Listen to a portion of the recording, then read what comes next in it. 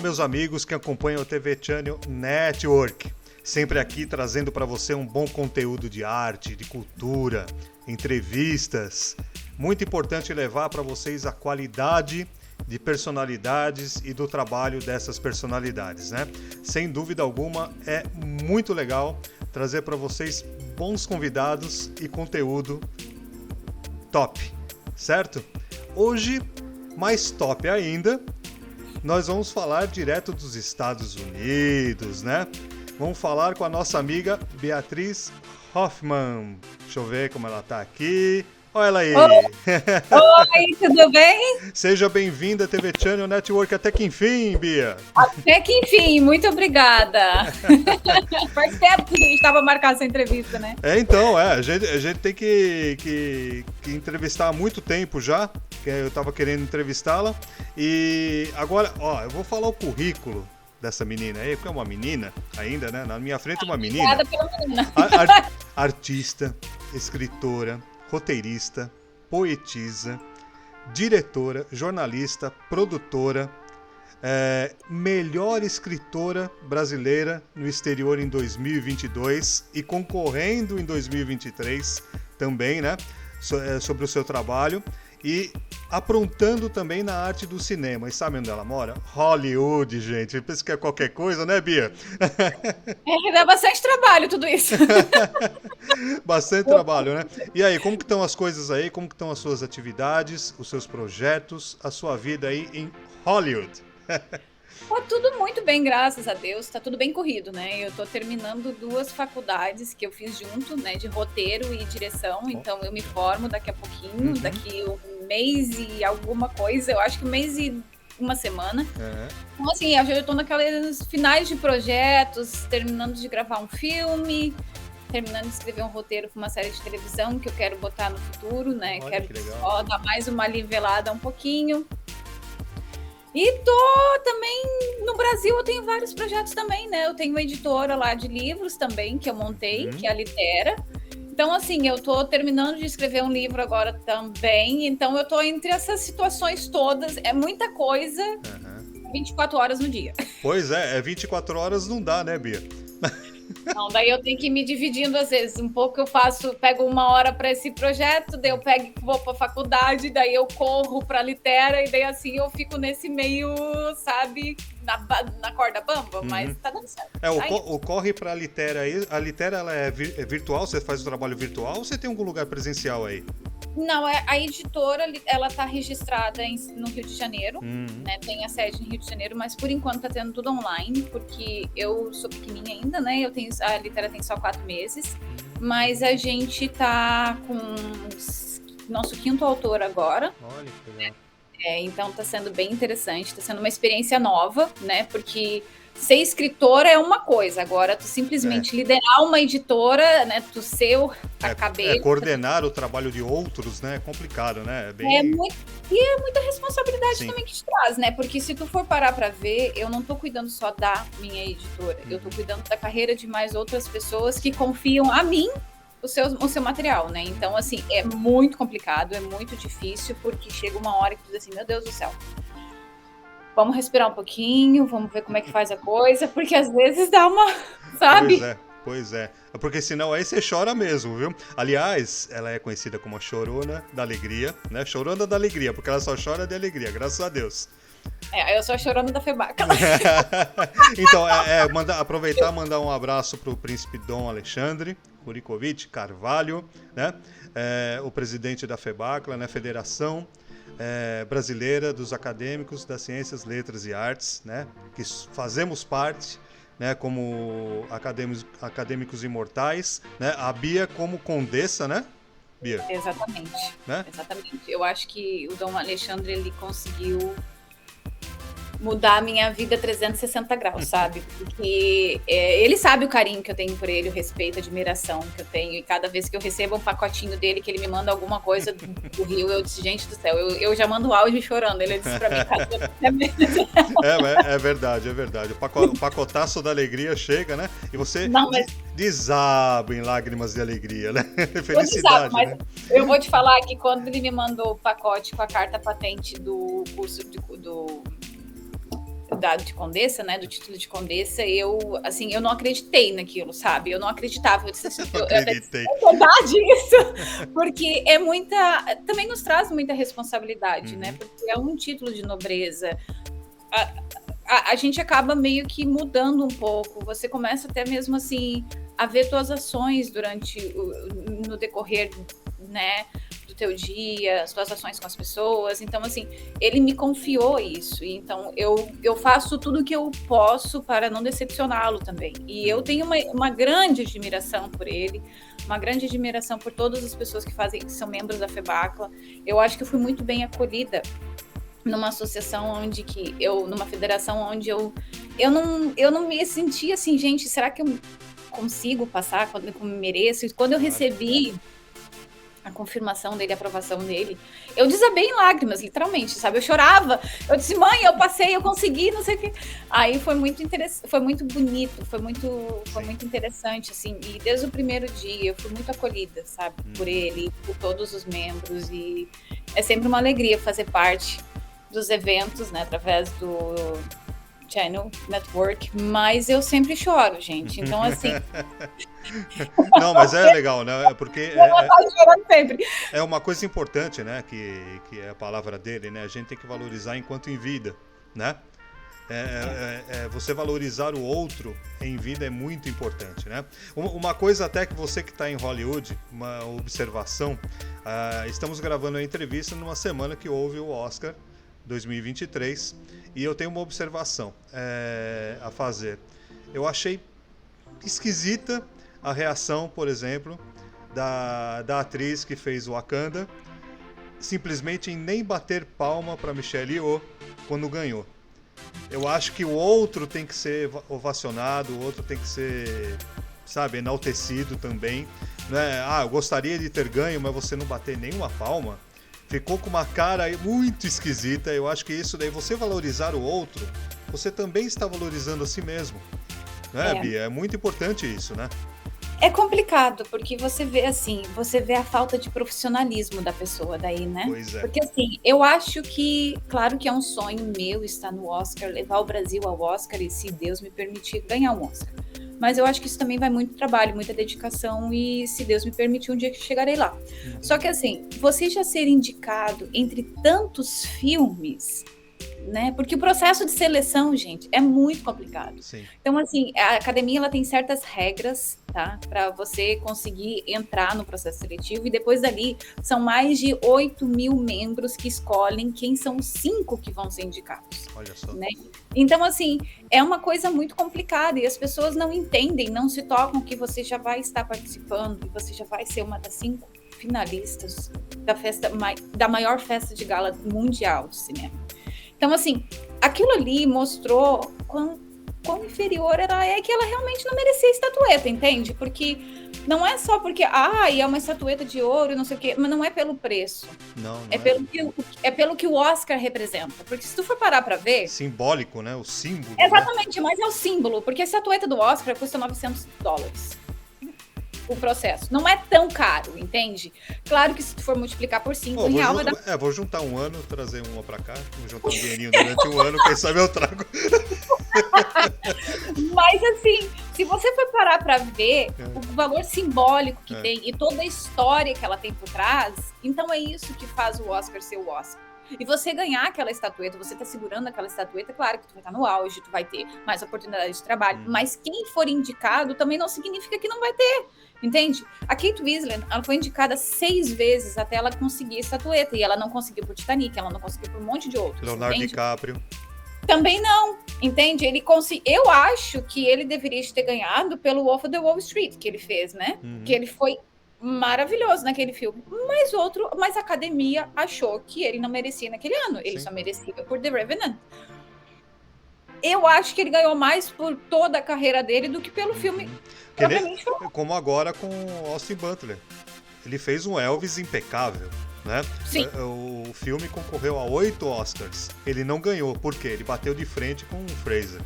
né? É. Então ele pegou um Fraser retornando para o cinema extraordinário, né? Então o reconhecimento, independente disso, né? Porque ele é jovem, né? O Austin Butler é muito jovem, tudo em relação ao Fraser, né? E tem muito ainda para queimar, né? Tem muita lenha para queimar.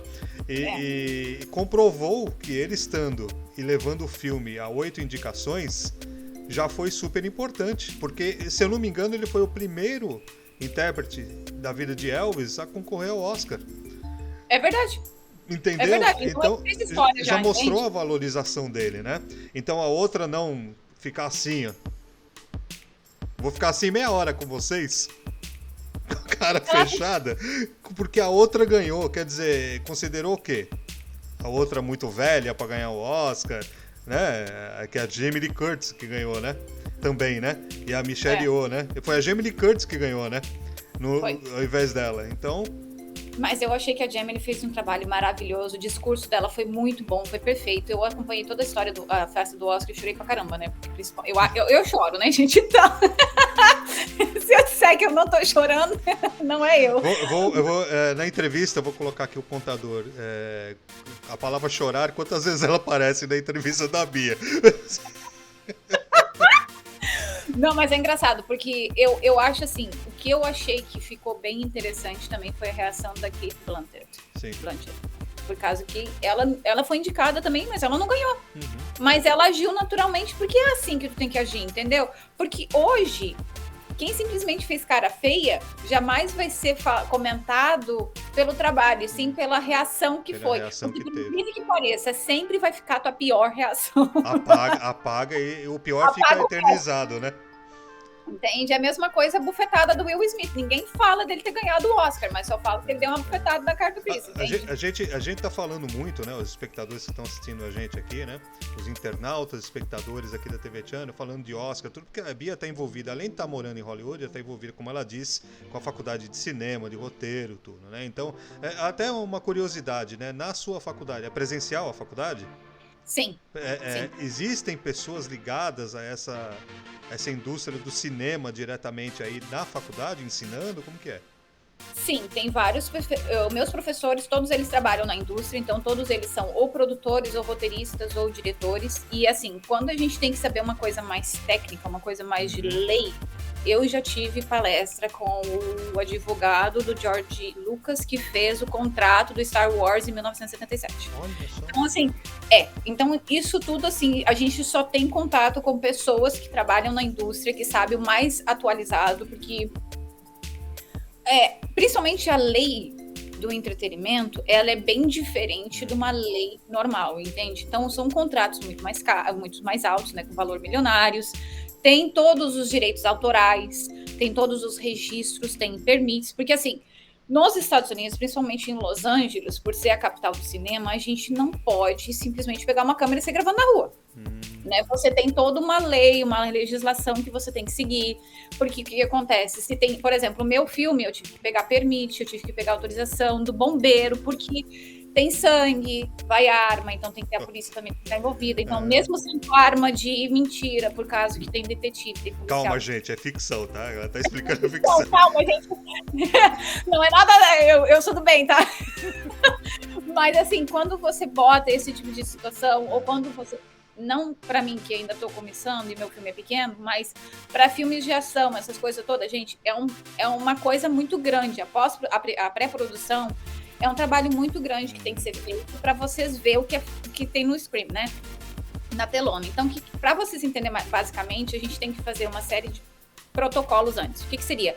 Pegar seguro para cada pessoa que está no set de filmagem, para todo equipamento, porque são equipamentos muito caros, entende? Tem as grandes produções que eles usam lente de $120 mil na câmera, entende? Então a gente tem que ter um respaldo de um seguro, porque se por acaso quebra uma câmera, a câmera cai na água, alguma coisa assim, então estraga, a gente tem que ter esse respaldo, mesmo a gente pegando equipamentos de segurança, tudo à prova da água, tu tem que ter essa proteção.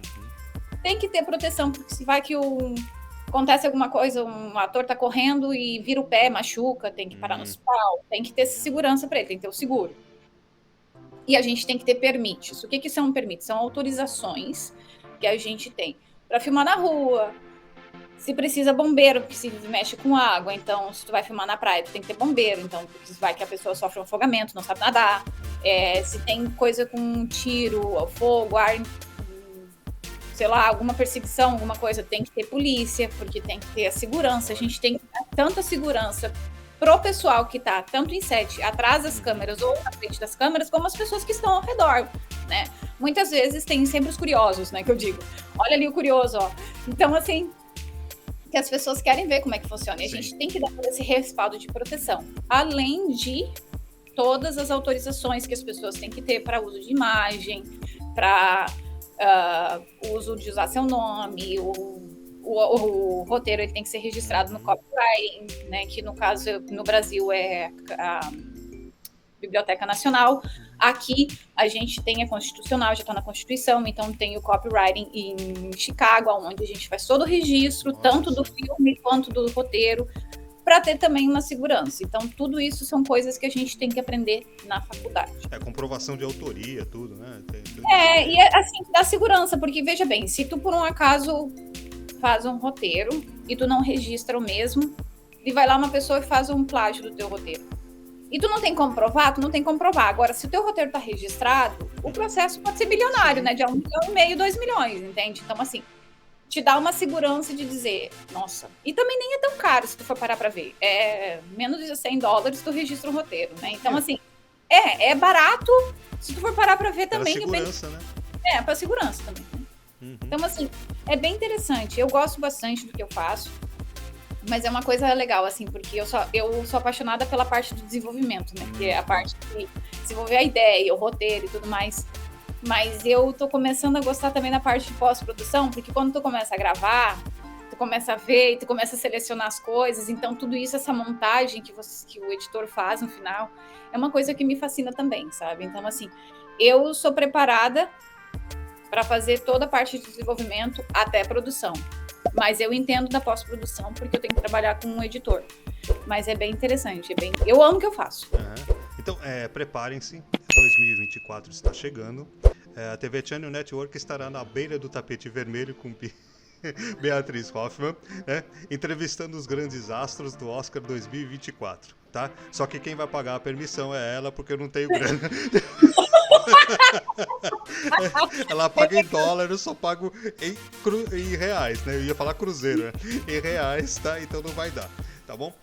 Então 2024 estaremos lá no tapete vermelho, do lado do tapete, né? Porque pra estar no tapete é mais caro. É engraçado porque assim, as pessoas também não entendem, né? Mas para te conseguir o credencial para te entrar, tu tem que aplicar esse ano, para eles em janeiro do ano que vem eles liberar. Olha. Né? Então eu já vou pegar todas as informações. Então se vira aí, que eu quero imagens exclusivas pro nosso canal direto de Los Angeles, hein? Por favor, né? Eu vou fazer isso. Eu vou fazer isso, tá vendo? Vocês têm de prova que é ela que vai fazer, hein?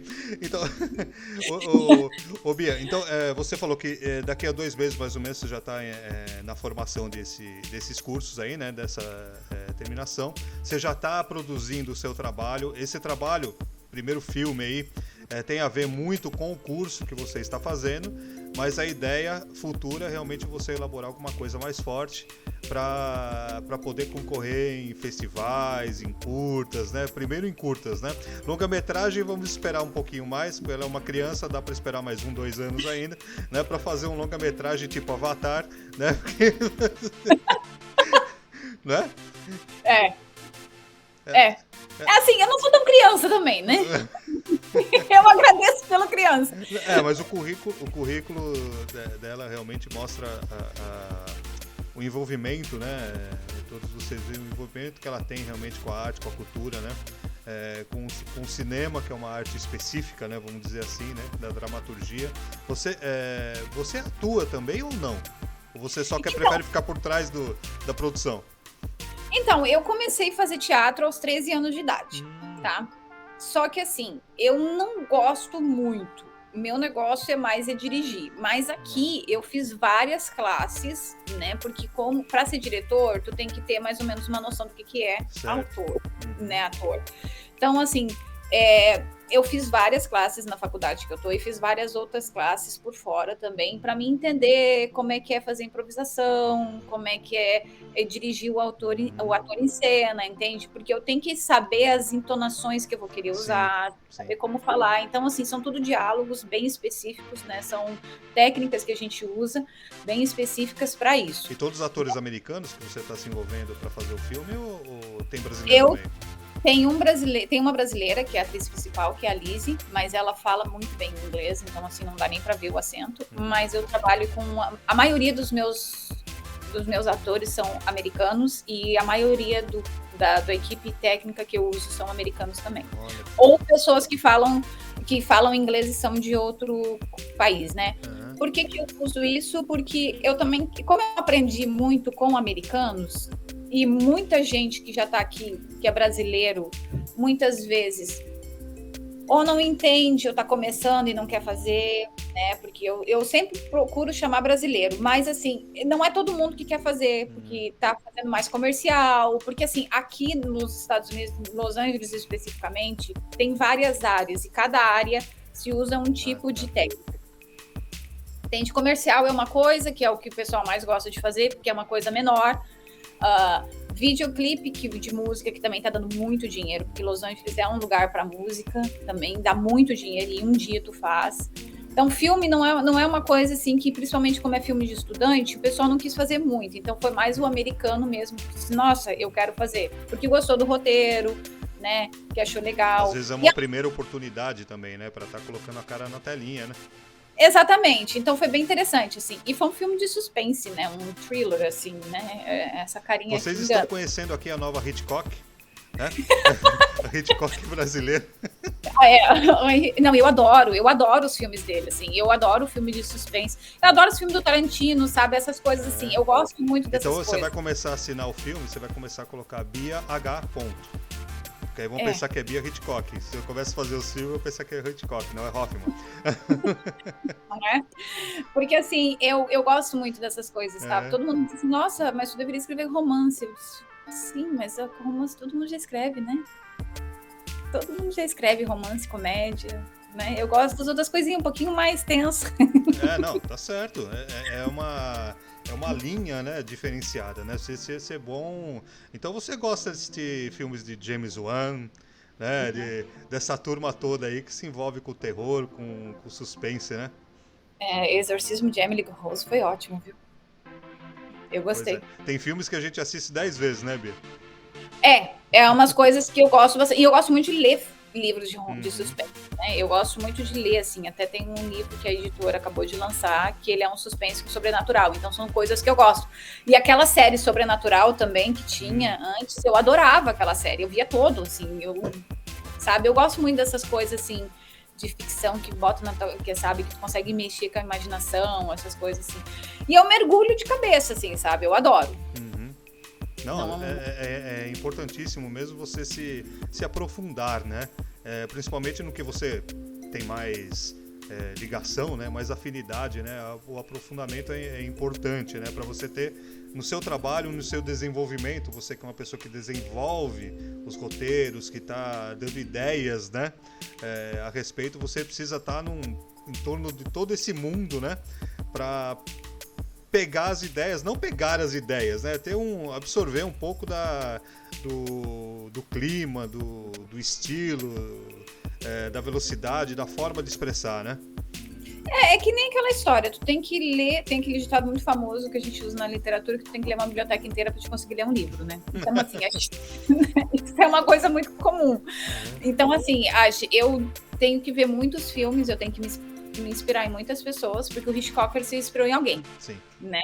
O D.W. Griffith, ele foi uma das pessoas que, apesar de ele não ter feito sucesso com os filmes dele como ele fez, ele simplesmente conseguiu quebrar padrões.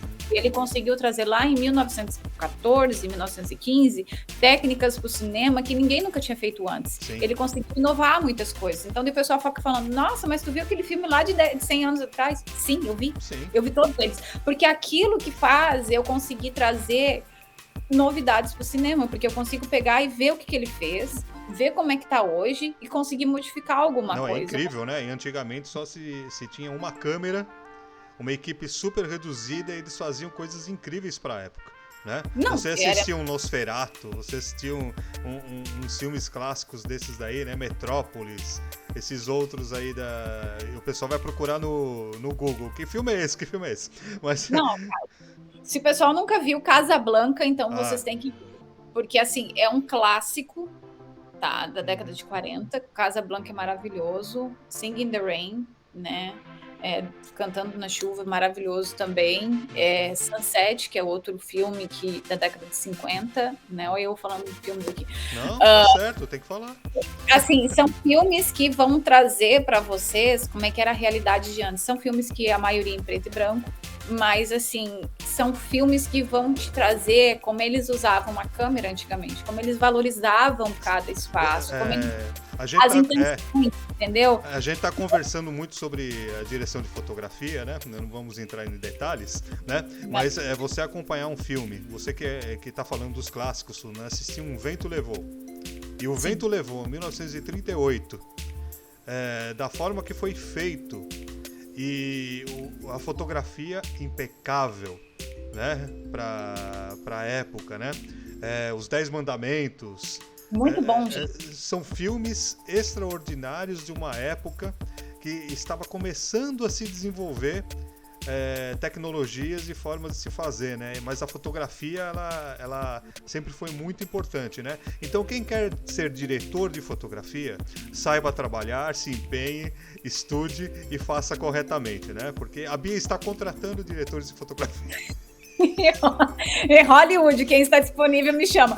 Não, mas é engraçado, porque você está falando de uma coisa que a gente usa muito disso também em direção mesmo, certo. Sabe? Porque quando eu comecei a estudar a direção, que eu tive que ir para os fundamentos da linguagem, que eu tive os fundamentos dos cortes de câmera, né? O que é um plano, o que é uma tomada, como é que é o corte, né? Como é que eu posso usar um corte para converter, para dar mais intenção, para dar mais emoção, para trazer mais história, né? Para fazer um plot, né? Uma resolução melhor. A gente acaba indo para todos esses filmes e analisando cada um deles. Então, assim, as pessoas pensam, mas é só para um tipo específico. Não, é para todo mundo. Porque o que acontece? Essas pessoas, eles mudaram. Não foi só o diretor de fotografia, foi um diretor mesmo, foi um produtor que estava por trás disso tudo, trouxe aqueles filmes ser maravilhosos do jeito que são, sabe? Aconteceu em Uma Noite, é outro filme de 1940 que maravilhoso. Gente, todos esses filmes, a maioria tem no YouTube, tá? Sim, acho. Para comprar. Então, assim, são filmes que a gente está falando, até O Ditador, com o Charlie Chaplin. É um o grande ditador, Exatamente. Não é pelo que o Hitler fez, gente, mas é pela filmagem, pela montagem do filme, entende? Na parte que ele dá o discurso dele, a interpretação. Normalmente, para quem não sabe, Charlie Chaplin nunca foi de falar, ele não gostava, ele não falava em câmera, então ele usava muito a atuação dele, os gestos, a emoção, ele trabalhava muito com expressão facial. Então, se vocês for ver a hora do discurso, do jeito que a câmera pegou, a função que ele usou, foi perfeito, entende? Porque exatamente aquela pequena fala dele fez a diferença toda. Sim. Entende? Então, isso é bem interessante, sabe? A Corrida do Ouro, do Charlie Chaplin, também é um filme que as pessoas deveriam de ver, de 1927. Agora você me deu uma ideia, que você vai fazer um programa aqui no canal só falando de cinema. Vou! Viu? Eu vou adorar! E de cinema clássico. A gente vai fazer uma edição top aí, falando disso, né? Eu já tô convidando aqui na entrevista e vamos fazer isso daí. Você arranja mais 2 horas nas suas 24 horas e trate de fazer os roteiros e fazer a gravação falando sobre esses filmes, né? Então legal a gente mostrar isso. Não, e eu posso começar assim contando também como é a história do cinema, né? Porque as pessoas muitas vezes não sabem, né, da onde que surgiu a história do cinema, que começou lá em 1895, né, que com os irmãos Lumière, que foi lá na França, não foi nem aqui, gente. Tudo veio para cá depois, mas nada era aqui, entende? Hollywood só se tornou Hollywood por causa do tempo, do clima, tá? Porque aqui, apesar desses últimos meses ter chovido pra caramba, não sei de onde surgiu chuva nesse país, mas do nada começou a chover muito. Aqui é 360 dias de sol, então assim, por isso que eles escolheram Hollywood pra ser a capital do cinema, entende? Como aqui tudo é muito amplo, tem muito sol, então ajuda bastante por causa também da luz, né? Para não dar tanto problema com jogo de luz. Mas é por isso, entende? Mas nada começou aqui especificamente. A primeira câmera nos Estados Unidos nem foi feita aqui. Foi feita lá do outro lado, perto de Nova York, por... Agora eu esqueci o nome dele. Agora esqueceu, deu branco. Não. Isso aí vai aparecer no programa que ela vai fazer aqui. Eu não esqueci, só deu branco. Mas voltou. Thomas Alva Edison. Mas assim, é uma coisa que as pessoas, sabendo o que é, eles vão saber o que eles vão estar vendo. Porque eles vão ver toda a evolução. Gente, são mais de 100 anos de história. Isso é incrível. Nossa, eu vou ficar anos aí, né? Que bom. Pegar cada a gente filme. agradece. Porque a gente fez uma pesquisa com as pessoas que assistem o nosso canal, né? E eu coloquei alguns temas a serem falados e o cinema foi o que ganhou, né? Com mais de 60% de escolha para ter mais conteúdo sobre cinema. Então você já vai entrar com o pé direito porque nosso público está querendo ver a história do cinema, né? Então é muito legal isso daí. Agora, vamos mudar de arte. Vamos falar de literatura. Como que é a Beatriz Hoffmann na literatura em si? Não só com a editora que você está iniciando tudo, mas assim o seu envolvimento, os seus trabalhos na literatura. Então, eu comecei a escrever também por volta de 12, 13 anos, quando eu fui apresentada ao Camões. Eu sou apaixonada por Luiz de Camões. E depois veio... Poxa, você conheceu ele? Não, eu não conheci, né? Não, eu não cheguei. Eu falei pra ela que nessa entrevista ela não ia chorar, ela só ia dar risada, tá vendo? Viu? Ele tá botando eu como se eu não fosse mais a chorona, que bom, né? Mas assim, é engraçado porque eu fui apresentada por ele por uma das minhas professoras de literatura e quando eu li os sonetos dele, eu me apaixonei, né? Eu sempre gostei muito de ler e escrever. Só que assim, poesia e soneto não era uma coisa que eu tinha vontade até então. E quando eu fui assim, comecei a conhecer toda a obra dele, depois eu fui para conhecer Clarice Lispector, Cecília Meirelles, daí eu fui indo, né, Gonçalves Dias, Machado de Assis, eu li toda a coleção de Machado de Assis, então assim, eu sou apaixonada por Dom Casmurro, Memórias Póstumas das Cubas, eu sou apaixonada por eles, e Vinícius de Moraes, então tudo eu comecei, assim, daí fui estudando na literatura todas as etapas do romantismo, ilusionismo, essas coisas todas, eu sempre me apaixonei, literalmente, assim, me apaixonei e comecei a escrever poesias. Infelizmente, devido às mudanças que a gente teve na vida, fui estudar em outro lugar, eu perdi muitas delas, mas eu ainda... Você é do sul do país, né, Bia? Do sul do país. Eu nasci em Caxias do Sul, daí eu fui morar na fazenda dos meus pais. Quando meu pai morreu, a gente foi morar em Torres, uma cidadezinha muito pequena do Rio Grande do Sul, com divisa de Santa Catarina. Depois eu me mudei para Porto Alegre antes de vir para Los Angeles. Isso daí você começou a gostar, então, de poesia enquanto estudante, adolescente. Sim. Eu tava indo para a adolescência. Eu tinha 12, 13 anos, né? Lá em Torres ainda. E todo mundo ria da minha cara. Ih, vai estudar. Porque eu era nerd, né? Todo mundo me olhava de canto. E eu dizia, não, mas eu quero escrever, eu quero... Só que sabe como é que é, né? Infelizmente, tem pessoas que sempre ficam botando, né, areia no teu caminho. E ficava falando e tudo, e eu fiquei quieta no meu canto, a ponto que quando eu lancei meu primeiro livro, ninguém sabia. Eu não contei pra ninguém, porque eu fiquei assim... Porque eu sempre fui uma pessoa que eu fiquei muito na minha de falar as minhas coisas, né? Agora que eu tô abrindo mais e tudo mais, devido ao meu trabalho, eu tenho que falar mais, eu tenho que expor mais. Mas quando eu lancei meu primeiro livro, muita gente não sabia. Quantas obras você já fez?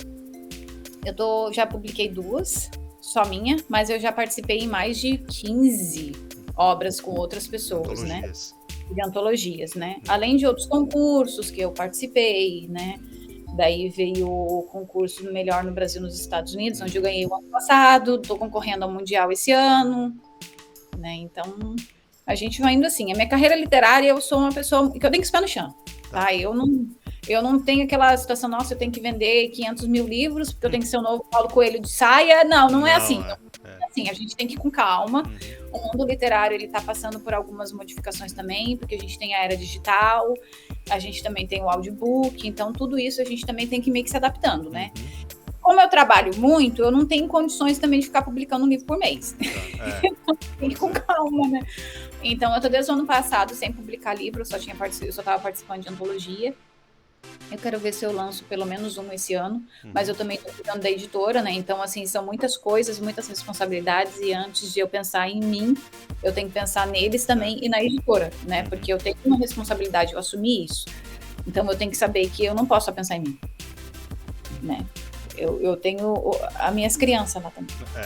Não, tá certo, né? Tem que evoluir agora o seu berço, né? De novas crianças aí para crescer muito mais, né? E essa é a ideia, né?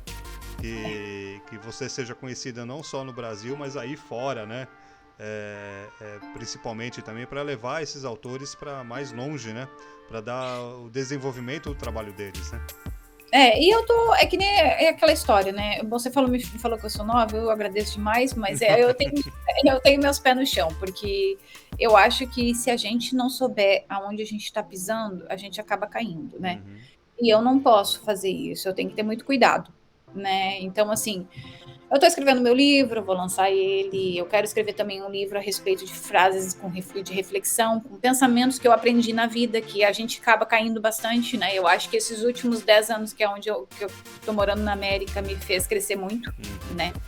Eu acho que eu saí do Brasil uma menina, literalmente, aos 28 anos. Hoje eu sou uma mulher de 38, então eu acabei crescendo Eu não muito. perguntei a idade, ela que disse, tá? Não, eu não tenho problema com idade, tá, gente?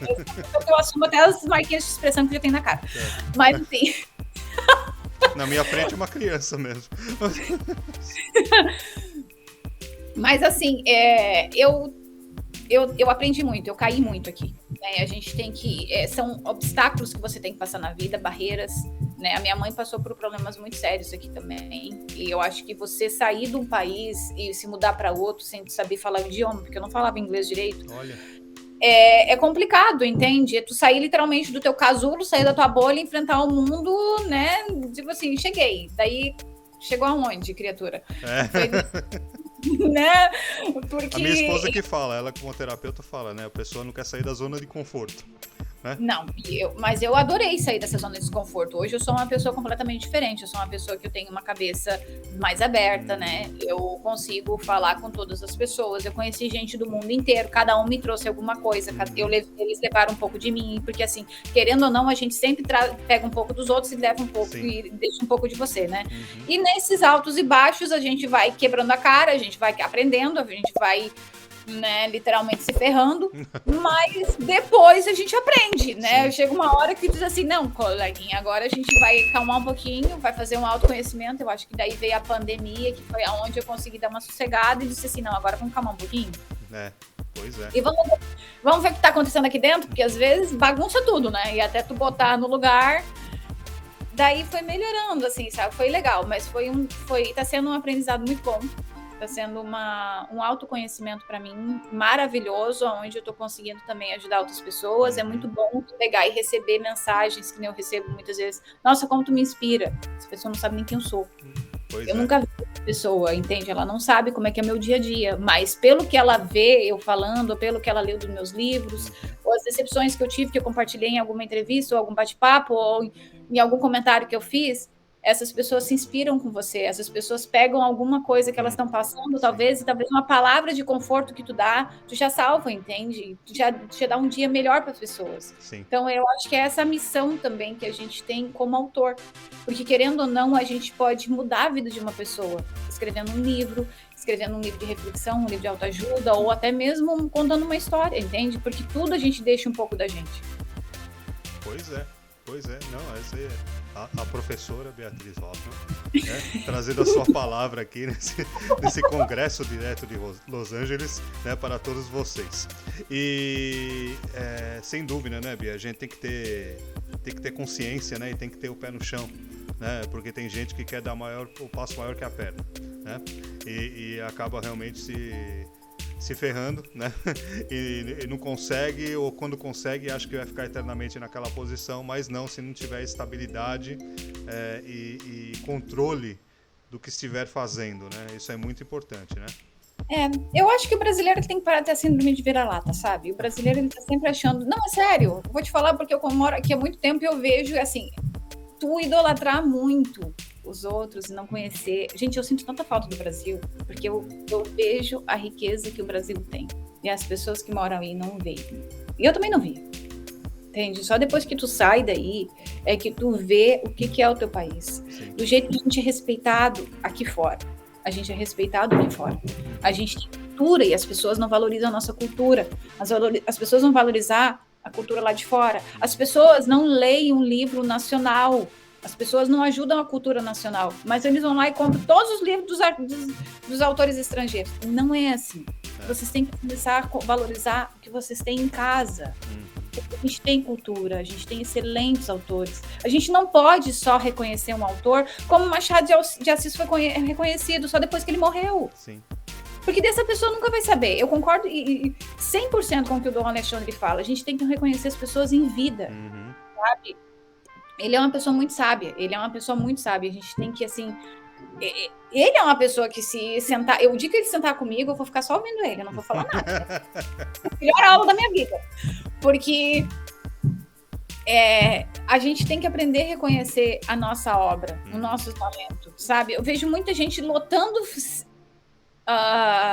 salas de cinema para ver filme internacional, mas ninguém vai lá e valoriza o cinema nacional, que tem excelentes histórias. Sabe? Central do Brasil veio parar no Oscar. Entende? Não é porque é um excelente filme, é um marco para a nossa história, entende? Então, são várias coisas que a gente não valoriza muitas vezes, sabe? E a gente está sempre botando a América na frente. Tudo bem, a América faz história? Faz. O sistema americano é diferente? É. Mas a gente tem que valorizar o nosso país também, a nossa cultura, a nossa história. Tem gente que não sabe a história brasileira, gente. Né? As pessoas não conhecem a história, as pessoas não conhecem o significado, por que teve o significado da escravidão, como é que foi a abolição, por que de tudo isso, sabe? Tudo tem uma coisa por trás. As pessoas não... O governo também não ajuda, né? Em vez de fazer um museu da escravatura para mostrar, contar a história e tudo mais, para mostrar, valorizar também, porque tudo isso faz parte da gente. Sim. A gente nasceu aí, né? Todo mundo é brasileiro. Nós somos, querendo ou não, responsáveis pela história daqui 20 anos. Né? E tem então, gente que fica pondo a história embaixo do tapete, né? Quer dizer, infelizmente, funciona querendo ou não, não tem como, né? Não tem como. A gente é a história. Os nossos pais, os nossos avós fizeram história na época deles. A gente está fazendo agora, entende? E daqui a pouco a gente vai estar nos livros de história também. Porque, querendo ou não, quem toma as decisões é o povo. Porque a gente é democrático, a gente tem uma Constituição, a gente tem esse poder. Então, assim, as pessoas, elas têm que começar a reconhecer isso. E eu bato muito nessa tecla. Por isso que a Litera, a gente só pega autores nacionais, autores que estão normalmente começando, para a gente começar a valorizar isso, gente. A nossa cultura. E falando da Litera, falando de todo o trabalho seu, né? Vamos passar as redes sociais que você quer divulgar aqui para o público. Sigam Beatriz Hoffmann, direto de Los Angeles. Vamos lá. Quais as redes sociais que você quer passar? Então, a minha pessoal, que é tanto no Instagram como no Facebook, é a mesma coisa. E eu acho que é no TikTok também. É Beatriz Hoffmann, Beatriz com S. E a Litera, se vocês quiserem seguir também, vocês podem achar também no meu Instagram pessoal, é Litera com 2T. Editora Litera com 2T, nossa logo é verdinha. E a gente tá lá. Eu respondo todas as pessoas que quiser falar comigo. Às vezes eu demoro um pouquinho, porque eu tô 4 horas a menos que vocês, gente. Então, às vezes, vocês podem me mandar mensagem de madrugada, eu vou estar dormindo, mas eu acordo bem cedinho. Eu sou uma pessoa que acorda 6 horas da manhã, tá? Eu combinei de gravar a entrevista com ela às 2 da tarde, né? Só que 2 da tarde aqui é 10 horas da manhã lá. Tá tomando café da manhã, né? Eu tomei o café, daí eu vou me arrumar, dar um jeito na cara, daí eu vou falar com ele. Porque, assim, é engraçado, porque a gente tá nesse fuso horário. Até semana passada era 5 horas, né? Só que ele trocou o nosso horário aqui. Tá. Então, daí eu perdi 1 hora de sono. Mas tá bom. Não, é legal, Bia. Eu quero realmente agradecer a oportunidade de estar falando com você, até que enfim, te entrevistando, trazendo um pouco da Beatriz Hoffmann, contando essa vida louca, né, como diria Rick Martin, contando essa vida louca que a Bia tem aí, essa correria de 24 horas não dá para fazer tudo, mas a gente faz o que pode, né, sem dúvida, e da melhor forma, né? Então a Beatriz, ela prova isso, que com todo esse currículo, essa capacidade, esse envolvimento, essa entrega, que ela tem com a cultura, com a arte, com o cinema agora mais especificamente e com a literatura mais especificamente também. Você está de parabéns, né? A gente quer realmente agradecer a sua presença aqui na TV Channel Network e desejando toda a sorte do mundo, que continue, tem 10 anos aí, que fique 20, 30, 40, até chegar no topo todo, né? Não 40 anos, o ano que vem você já chega no topo. E é muito importante isso, né? Que você evolua cada vez mais, que você está de parabéns pelo que você já faz, tá bom? Muito obrigada, eu agradeço o convite, foi maravilhoso estar aqui com você hoje.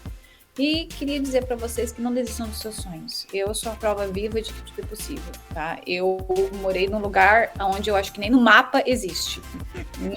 Meus pais tinham uma fazenda num lugar chamado Aratinga, perto de São Francisco de Paula, lá onde o Judas perdeu as botas e caminhou mais um pouco. Esse Judas perdeu a bota em tudo quanto é lugar também.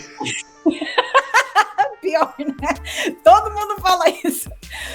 Mas assim, eu acho que eu sou a prova viva de que tudo é possível. Sim. Eu saí de uma família muito humilde e eu lutei pelo que eu queria, pelos meus sonhos. Eu nunca deixei que ninguém dissesse tu não é capaz. Eles falaram muitas vezes, mas eu sabia dentro de mim que eu era capaz.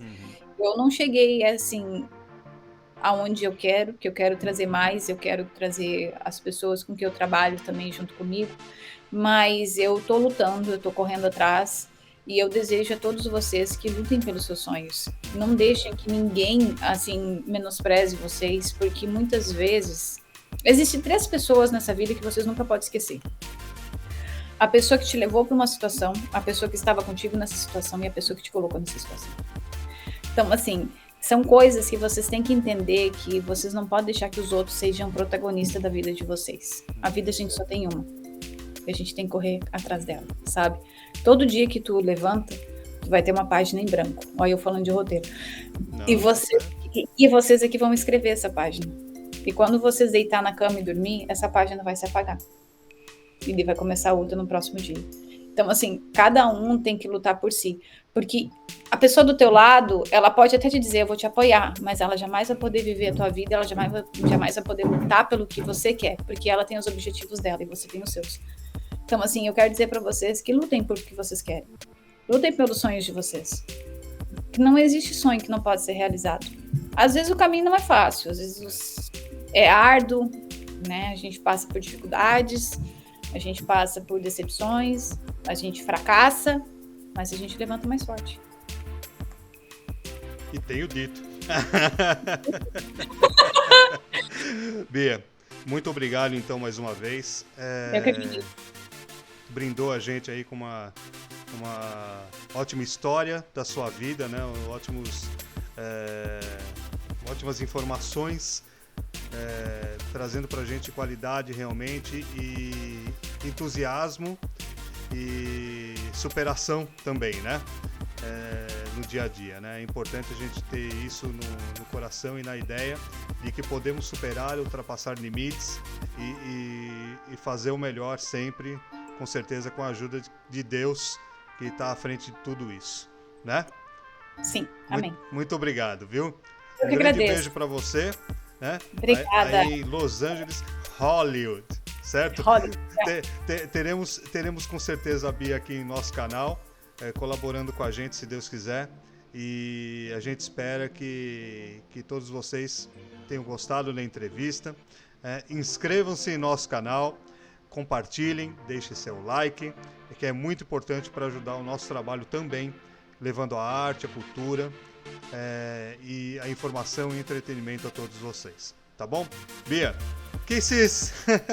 Obrigada, tchau, tchau, gente! Tchau, fiquem com Deus. Tchau, tchau! Tchau!